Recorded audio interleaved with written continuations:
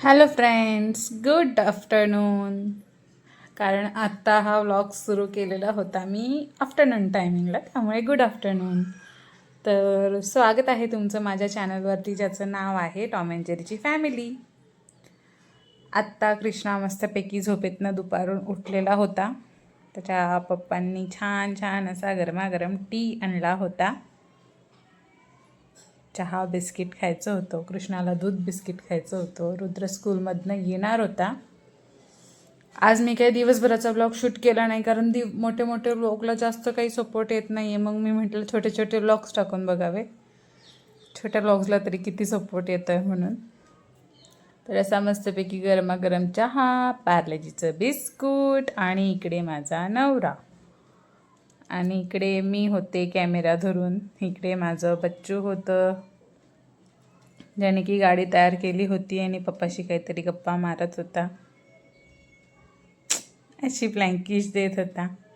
त्यानंतर दादा आल्यानंतर आम्ही तयार होऊन चाललो होतो कामाला, आणि पोरं तयार होऊन चाललेली आहेत क्लासला.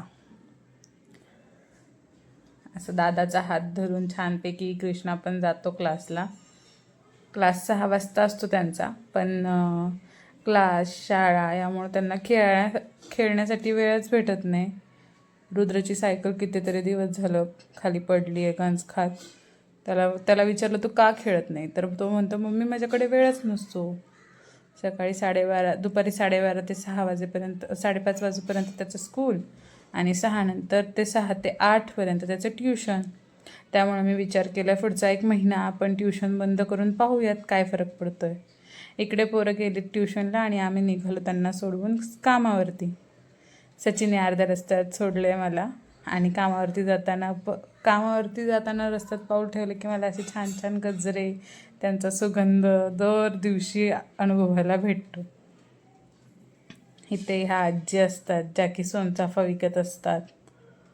रोज विचारतात घेणार का बाळा, पण मी नाही घेऊन तरी काय करणार.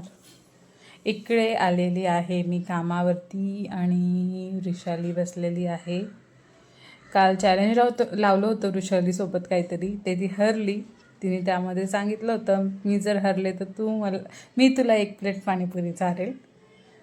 मग तिने मला पाणीपुरी दिली कारण चॅलेंज मी जिंकले होते. पाणीपुरी नंतरची मसालापुरी, आणि हे माझ्या किरणताईने मला दिलेलं होतं प्रीटी असं कानातलं स्काय ब्ल्यू कलरचं.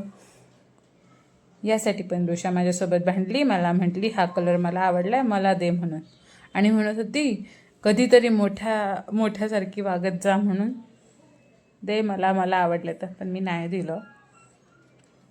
आता जॉबवरनं सुट्टी झालेली आहे आणि आम्ही निघालो होतो घरी.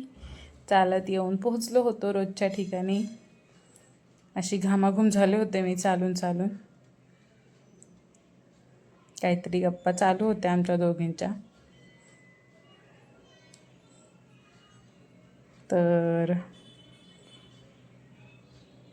मी इथेच व्लॉग स्टॉप करणार होते, पण पुढे काहीतरी घडलं, म्हटलं तो पण शूट घ्यावा म्हणून.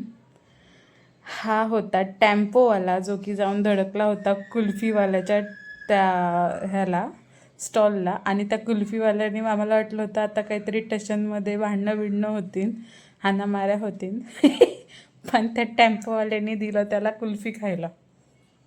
जो धडकला त्यालाच कुल्फी दिली खायला. मग मी वृषाला म्हटलं चल आपण दोघी पण जाऊन त्या कुल्फीवाल्याच्या ट्रकला ढकलूयात म्हणून, म्हणजे तो आपल्याला पण फ्रीमध्ये कुल्फी देईन. तर असं काहीतरी चालू होतं. बहुतेक ते फ्रेंड्सच होते, आपले ओळखीतले होते, त्यामुळे एवढा काही लोचा झाला नाही तिथे. आणि संध्याकाळी रात्री घरी आल्यानंतर सचिनने मला असं दिलं होतं छानसं गिफ्ट. इयरबड्स दिले होते त्यांनी मला.